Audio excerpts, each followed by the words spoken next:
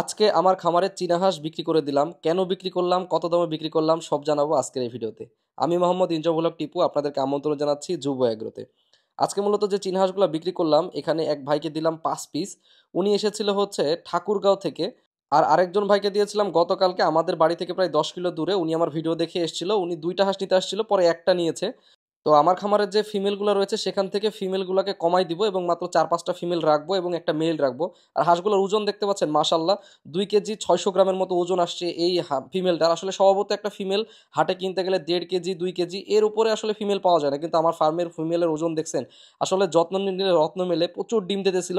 কিন্তু তারপরেও কেন আসলে আমি চীনা হাঁস বিক্রি করে দিলাম সেটাই জানাবো আপনাদেরকে। চীনা হাঁসের সমস্যা হচ্ছে যে এদের ডিম ইনকিউবেটরে ফোটানো যায় না বললে একেবারে ভুল হবে। এদের ডিমের পার্সেন্টেজটা ইনকিউবেটরে কম আসে। আর একটা বাণিজ্যিক খামার করার ক্ষেত্রে কিন্তু যদি ইনকিউবেটরে ডিম ফোটানো না যায় তাহলে কিন্তু সেই খামার থেকে লাভ বের করা কঠিন হয়ে যায়। একে তো চীনা হাঁস ছোট বয়স থেকে ডিমে আসতে বেশ সময় লাগায় যায়, প্রায় 8 মাসের মতো। তারপরে আবার যদি একটা হাঁস ডিমে আসার পরে সেই হাঁসটাকে হচ্ছে যদি আপনি কুচাতে বসাই দেন, তো সেই কুচা বসে থাকবে প্রায় 1 মাসের উপরে, কারণ চীনা হাঁসের ডিম ফুটতে প্রায় 30 থেকে 35 দিন সময় লেগে যায়।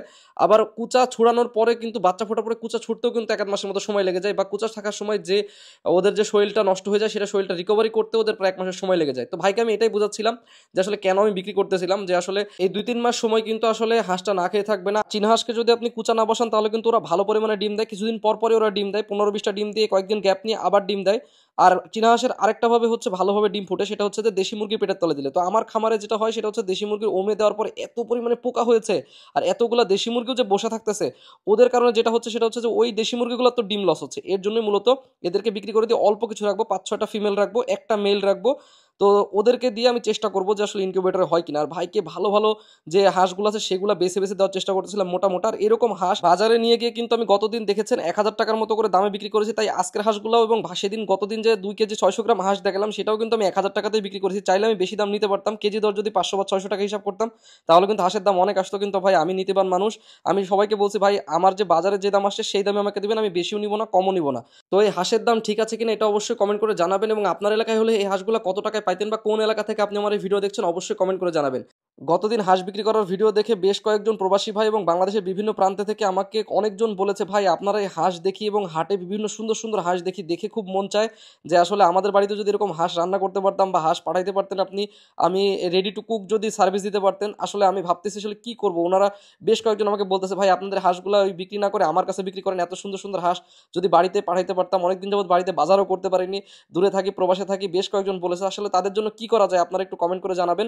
আসলে রেডি টু কুক সার্ভিস দেওয়া যায় কিনা বা কিভাবে পাঠানো যায় সেরকমভাবে যদি কোনো অপশন থাকে সেটাও বলতে পারেন, বা এগুলার তখন দাম কিভাবে নির্ধারণ করব যদি আপনাদের কোনো সাজেশন থাকে সেটা অবশ্যই জানাবেন। চেষ্টা করব আপনারা যদি কেউ নিতে চান আমি চেষ্টা করব আপনাদের জন্য পাঠানোর। আর ভাইয়ের আসলে দিয়েছিল আমাকে 6,000 টাকা, তো সেখানে 5,000 টাকা 5টা হাঁসের দাম, আর 1,000 টাকার মধ্যে একটা গলা ছিল মুরগি দিয়েছে, 2টা ফাউমি মুরগির বাচ্চা দিয়েছি, আর ক্যারেট প্যাকেটিং এর খরচ হিসাব করে প্রায় মানে ওইটা পরে আর ওইভাবে হিসাব করিনি, 1,000 টাকার মধ্যে ওইটা আর কি ধরে নিয়েছি। তো আমি আসলে চেষ্টা করেছি ন্যায্য পাওনা ন্যায্য করে দেওয়ার মতো। আর ফার্মি মুরগির বাচ্চা ধরে দেখতে পাচ্ছেন, আপনারা যদি কেউ ফার্মি মুরগির বাচ্চা নিতে চান আমার কাছে যে কয়েকটা ভুলবশত বাচ্চা চলে আসে সেগুলো ডেলিভারি দেবো ইনশাল্লাহ। তো সবাই ভালো থাকবেন, সুস্থ থাকবেন, আমার জন্য দোয়া রাখবেন। চেষ্টা করব আগামী ভিডিওতে আরো সুন্দরভাবে আপনাদেরকে অনেক ইনফরমেশন দেওয়ার জন্য। ধন্যবাদ, আসসালামু আলাইকুম।